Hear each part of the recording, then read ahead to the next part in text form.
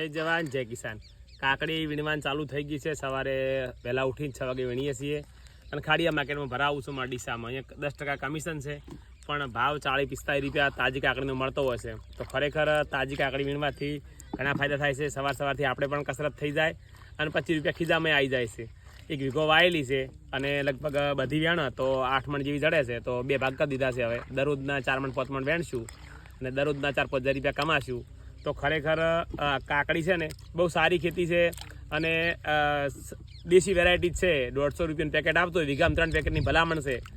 અને જો આવી રીતને ઓફ સિઝનમાં વાવ્યું હોય તો વગર દવાએ ઓછા ખર્ચે આ ખેતી બહુ સારી છે. એવું નથી કે મગફળીમાં બટાકામાં બધા પૈસા મળતા હોય છે. શાકભાજીમાં એક તો પહેલી તો રોજની કસરત થાય સવારથી.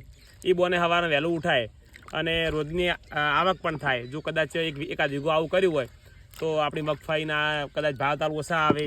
કદાચ આપણે ગોમ જવું હોય તો ગમે ત્યારે રોકડીયો પાક આપણે કોમમાં આવે. તો બસ મારું તો એક જ કહેવું છે કે એકાદ વીઘો રોકડીયો પાક પણ વાવવો જોઈએ, જેથી કરીને આપણા રોજિંદી ખર્ચા પાણી નીકળે જાય.